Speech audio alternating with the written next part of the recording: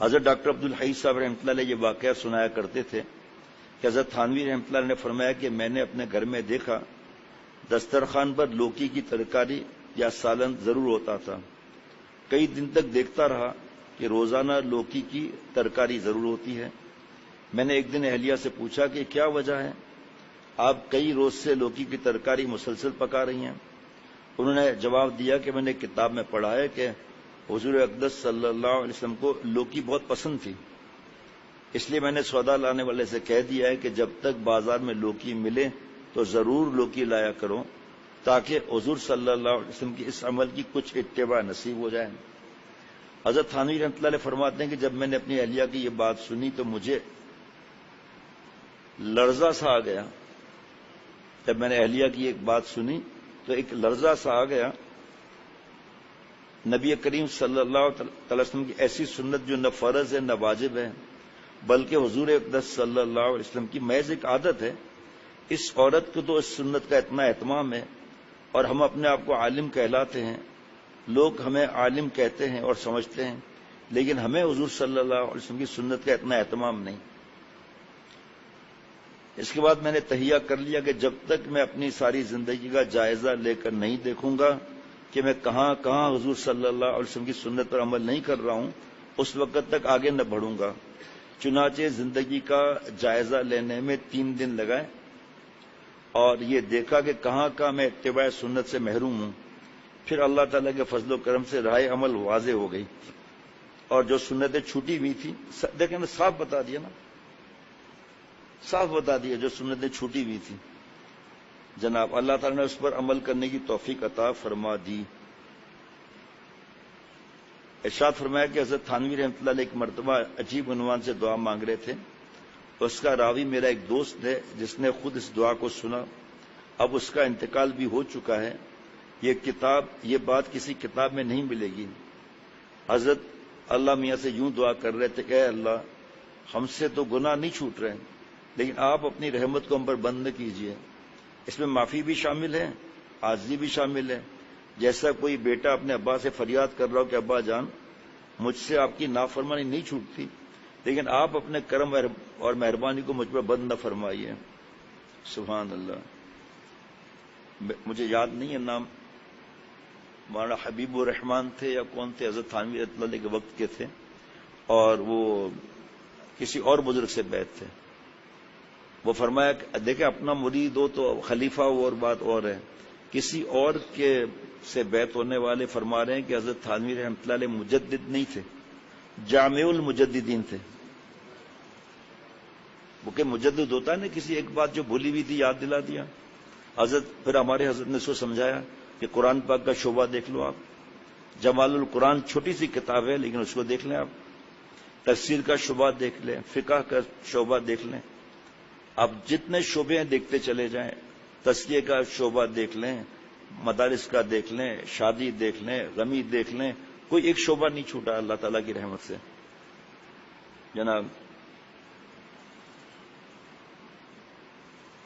بیشتی زیور میں لکھا سبحان اللہ. حضرت فرماتے تھے کہ مجھے کوئی کبھی یاد نہیں آتا کہ میں نے چارپائی کے پائنتی کھانا رکھ کر کھایا ہو پیروں کی طرف. گاؤں میں ہم لوگ گاؤں والے ہیں نا، تو جب بھی کھانا کھایا سرہانے کھایا. اور مجھے کبھی یاد نہیں میں نے اپنی چھڑی کا نچلا حصہ قبلہ رو رکھا ہو. آپ تو سمجھ جائیں گے، خوش ہوں گے. باقی ایک کیا فرق پڑتا ہے؟ ادب سمجھ میں ہی نہیں آتا کیا فرق پڑتا ہے. وہ تو جس کو فرق پڑتا ہے نا. اور مجھے یاد نہیں کہ میں نے نوکر کو کبھی پیسہ زمین پر پھینک کر دیا ہو، اور مجھے یاد نہیں کہ کبھی الٹے ہاتھ میں جوتا لیا ہو، اور مجھے یاد نہیں کہ کبھی روپیہ الٹے ہاتھ میں لیا ہو. اور حضرت فرمایا کرتے تھے کہ میں جب کسی کو اس کی اصلاح کے لیے ڈانٹتا ہوں تو اس وقت میں اپنے کو بھنگی سمجھتا ہوں اور مخاطب کو شہزادہ سمجھتا ہوں. اس کیسے مثال دی حضرت نے کہ اگر بادشاہ اطالی کو مقرر کرے کہ شہزادے کو کوڑے لگاؤں، بادشاہ کی بات نہیں مانے گا، گردن جائے گی، تو کوڑے تو لگائے گا لیکن نظر بادشاہ پر ہوگی کہ پھر نہ جائے اور وہ طاقت نہیں ہوگی. اللہ تعالیٰ جس کو اپنی رحمت سے کوئی اس کام کے لیے تھوڑا بہت قبول فرما لیا اور متعلقین اس کے کچھ آ گئے تو اب اس کو ڈانٹنا یہ کرنے میں نظر آسمان پر رہے گی کہ اللہ مجھ سے ناراض نہ ہو جائے. ان کو غلام نہ سمجھ لیں. تو یہ اتنا نازک معاملہ ہے کہ کم از کم میں نہیں سوچ سکتا کتنا نازک یہ فیصلہ کرنا اس وقت کہ کیا کر. کیوں کہ کبھی مالدار کو ڈانٹا جاتا ہے، کبھی نہیں ڈانٹا جاتا. بڑی پوسٹ اور عہدے والوں کے لیے کتابوں میں لکھا ہے کہ اللہ نے جن کو مقام دیا ہے اس حساب سے ان کا خیال رکھو تاکہ وہ اور دین کے قریب ہوں. لیکن بعض لوگ بڑی پوسٹ کیا منسٹر لیول کے بھی ہوتے ہیں، ڈانٹ کھاتے ہیں اپنے مشائخ سے. جیسے ہمارے بزرگ گزرے جن کے ہاتھ پر اس وقت کے بادشاہ بیٹھ تھے، لیکن جب وہ آئے تو حضرت والا کے پیر، حضرت سلیم چشتی رحمۃ اللہ علیہ کے پیر ایسے تھے. حضرت مولانا عبید اللہ خالد صاحب نے بتائی تھی یہ بات، محتمم جامع فاروقیہ چمچے نے بیچ میں بول دیا کہ آپ بادشاہ کے سامنے اپنے پیر پھیلا ہوئے کیوں؟ فرمایا اس لیے کہ میں نے کبھی کسی کے ہاتھ نہیں پھیلا ہے. بادشاہ خوش ہوا. آج اگر کوئی آ جائے بادشاہ یا کوئی آ جائے اور لات پھیلا کے، اس حساب سے چلنا ہے. اب اس وقت کے لوگ کون تھے، اب کے وقت کے کون لوگ ہیں؟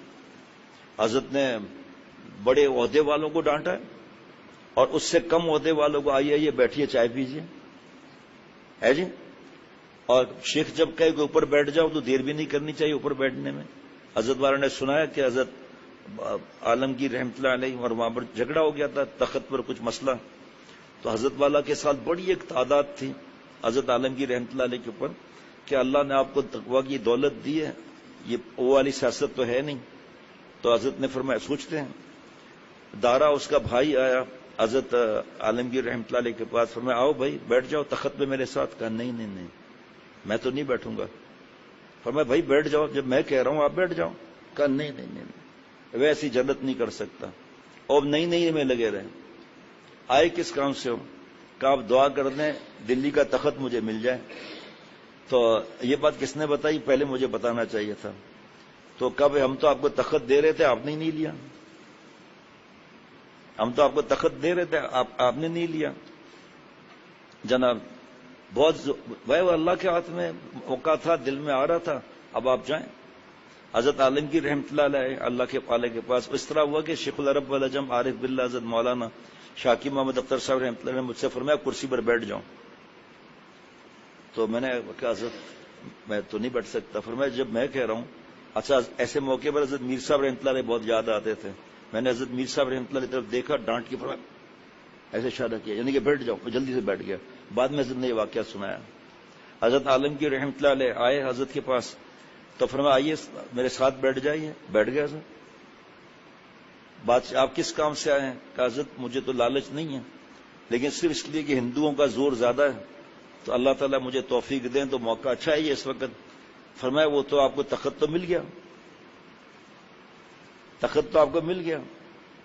تاج کا فرمایا کہ جو آپ کو وضو کراتا ہے نا تہجد میں، اس جب مسا کا وقت آئے تو اس کو کہنا ٹوپی اتار کے میری سائڈ ایک طرف رکھو، اور پھر ٹوپی اس کو پہنا ہے. یہ آپ لوگوں میں تو بتا سکتے ہیں، آگے نہیں بتا سکتے کیونکہ کرامتیں حق ہیں. اس لیے ایسی کرامتیں حضرت سے سنی. فرمایا سنا تو رہا ہوں، آگے نہیں بتانا. خامخواہ ایک حدیث میں آگے کرامت حق ہے اور یہ بیوقوف. پھر قرآن پاک میں تفسیر میں لکھا ہے وَكَفَى بِاللَّهِ شَهِيدًا وَكَفَى بِاللَّهِ وَكِيلًا، اس پر واقعہ لکھا ہے. حدیث پاک کی تشریح میں بھی یہی واقعہ لکھا ہے. فضائل اعمال میں حدیث پاک لکھی ہے کہ ہر وقت 364 یا 365 کتب ابدال اور روس لہیں گے. ایک جائے گا اسی درجے کا، اس پر دوسروں اللہ بٹھائیں گے. یہ رہیں گے. یہ اصل میں آج ہمیں جنید بغدادی کے پاس اللہ پہنچا دیتے ہیں، لیکن کہتے ارے حضرت والا رحمۃ اللہ نے فرمایا کہ شکلیں اور ہوں گی، نام اور ہوں گے، درجہ ان کا وہی ہوگا. اللہ پہچان عطا فرمائے تو فرمایا کہ وہ اس سے کہہ دینا پھر اللہ تاج بھی عطا فرما دیں گے. حضرت گئے اپنے گھر، بیٹھک وغیرہ الگ ہوتی تھی، خادم وضو کرا رہے تھے. فرمایا کہ میری ٹوپی اتار کے نیچے رکھ دیں. خادم نے جھٹکا مارا ایسے. کہا یہ کام تو میں نہیں کر سکتا. کہا جی میں آپ سے کہہ رہا ہوں نا. اور وہ خادم نے اٹھا کے نیچے رکھا. مسا کے بعد فرمایا ٹوپی اب اوپر رکھ دیں آپ. پھر ایسے دیکھا میں جو کہہ رہا ہوں، ٹوپی سر پر رکھ دی. وضو کرا کر غصے میں کہا خادم نے کہ لوگ کسی کا راز بھی نہیں رکھتے، راز آؤٹ کر دیتے ہیں. اور اٹھ کے چلے گئے. اللہ تعالیٰ نے اپنی رحمت سے عطا فرمائے. ٹوپیاں سیتے تھے اور بائنڈنگ کرتے تھے. بیت المال سے وظیفہ نہیں لیتے تھے. اس وقت کے کیسے حالات تھے بھائی. ٹوپیاں سیتے تھے, بائنڈنگ کرتے تھے. اب نہیں سنا چنو میاں 40 دن کے لیے آیا. ہاں ابھی تو تیسرا دن ہے, اس کے بعد بات ہوگی. ابھی تو گاڑی گیریج سے نکلی ہی نہیں. اللہ اکبر. یہ آگے لکھا ہوا ہے, میں جلدی بول گیا نا. اور حضرت فرمایا اس لیے کہ میری عادت اس طرح ہے کہ میں آگے بھول نہ جاؤں. مجھے ابھی یاد آئی یہ بات, سامنے پڑھ کر ہے نہیں, پتا چلا نیچے لکھا ہوا ہے. یہ کئی بہت پرانی عادت ہے یہ. اور حضرت فرمایا کرتے تھے کہ جب کسی کو اس کی اصلاح کے لیے ڈانٹتا ہوں اس وقت میں اپنے کو بھنگی سمجھتا ہوں, مخاطب کو شہزادہ سمجھتا ہوں. جس طرح کے بادشاہ شہزادوں کی تعلیم و تعدیب کے لیے جلاد کو حکم دیتا ہے کہ اس کو درے لگاؤ, لیکن جلاد سے پوچھو اس پر سی کیا گزرتی ہے, اس حکم سے ہی کام جاتا ہے کہ لرزہ بر اندام اس کے حکم کی تعمیل کرتا ہے. اور شہزادوں کی تحقیر کا تو کیا وسوسہ آتا, خود اپنی خیر مناتا رہتا ہے. بادشاہ کی نظر کہیں بدلی تو نہ جانے میرا کیا حل ہوگا. ایک ہتھیلی پر جامع شریعت, دوسری ہتھیلی پر عشق کا ہتھوڑا. ہر ہوس والا شیشے کا پیالہ اور لوہے کا ہتھوڑا کب جانتا ہے. اصلاح کا منصب بڑا نازک منصب ہے. حضرت مجدد نے فرمایا سب کو ایک لکڑی سے مت آنگو. حضرت سنایا کرتے تھے کتاب میں جو لکھا اس پہ عمل کرتے ہوئے کسی دنیاوی منصب, دینی نہیں دنیاوی منصب کا آیا, اس کو بٹھایا آپ اوپر بیٹھے. بدگمان کیا کہے گا, 5 لاکھ کا چیک تو ضرور دیا ہوگا ہے جی. اور جس کو کرسی پر بٹھایا جاتا ہے نا وہ اس کا طلب نہیں کرتا نیک آدمی, لیکن شیخ کی بات مان کر بیٹھے گا. کتنے ایسے آتے ہیں کچھ عرصے کے بعد نیچے بیٹھ جاتے ہیں, قدر نہیں آپ اوپر بیٹھے. اور اس میں بھی کیا مسئلے تھے وہ اس کا پھر الگ معاملہ ہے. اور فرمایا اگر کسی کو بٹھاؤ تو کہنے 5 لاکھ کا چیک ضرور دیا ہوگا, اور اس کو ڈانٹ دو, ارے فرعون بے سامان بیٹھے ہوئے, ارے غلطی کیا تھی جو ڈانٹ دیا, ارے تجھے کیا معلوم غلطی کیا تھی. حضرت مجدد فرماتے ہیں میری ڈانٹ پر لوگوں کا اعتراض ہے, انہوں نے جو نالائکی کی وہ تو نظر نہیں آتی ان لوگوں کو, میں نے ڈانٹ دیا تو نظر آ جاتی ہے بات. جناب سبحان اللہ, اصلاح کا منصب بڑا نازک منصب ہے جناب. ایک بار حضرت رحمت اللہ علیہ سڑک سے بوقت صبح گزر رہے تھے. سرکاری بھنگی سڑک پر جھاڑو لگا رہا تھا. ایک عالم اور مخصوص رفیق نے آگے بڑھ کر اس سے کہا بھائی ذرا دیر کو ملتوی کر دو تاکہ ہمارے حضرت مٹی سے بچ جائیں. یہ دیکھیں یہ تعلیمات کیا ہے, آگے کے لیے رہنمائی ہے نا. حضرت والا نے سن لیا, فرمایا کہ آپ کو کیا حق تھا کہ اس کے سرکاری کام میں دخل دیں, وہ اپنے ملازمت کا حق ادا کر رہے ہیں, کیا آپ نے مجھ کو فرعون سمجھ لیا. اللہ اکبر. عجیب ابدیت کی شان تھی. ایک طالب نے ختم باطنی حالات اور فقہی مسائل کا استفسار دونوں جمع کر دیے. اس پر حضرت رحمۃ اللہ نے فرمایا کہ میں نے ان کو جواب میں لکھا آپ ایک خط میں فقہی مسائل کو اور احوال باطنی کو جمع نہ کریں, اور فرمایا کہ میں نے یہ نہیں لکھا کہ احوال باطنی کو فقہی مسائل کے جمع نہ کریں, بلکہ مسائل فقہ کو وہ اللہ تعالیٰ کے قوانین ہیں, ان کا ادب بھی ضروری ہے. بڑوں سے ان کی سمجھ اور فہم کے اعتبار سے حق تعالیٰ ان کے ساتھ معاملہ فرماتے ہیں. ایک بزرگ نے بارش آ گئی تو کہا اے اللہ شکر ہے کہ بڑے موقع سے آپ نے بارش فرمائی. ایک آواز سنی وہ بے ادب, میں نے کب بے موقع بارش کیا, بس معافی مانگنا شروع کر دیں.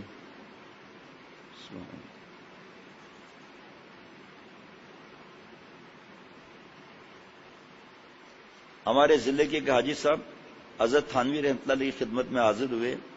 جمعے کا دن تھا. حضرت اپنے کرتے پاجامے میں تشریف لائے. حاجی صاحب کیونکہ بڑی عمر کے تھے, بے تکلف تھے, عرض کی حضرت آپ نے عبا نہیں پہنی. فرمایا عبا بڑوں کا لباس ہے. حاجی صاحب نے عرض کی حضرت آپ بھی تو بڑے ہیں. فرمایا کہ میں کیا بڑا ہوں, ابھی تو میرا ایک اخلاق بھی درست نہیں ہوا. اللہ کی کبریائی جن کے سامنے ہوتی ہے وہ اپنے کو سراپا قصور والا سمجھتے ہیں.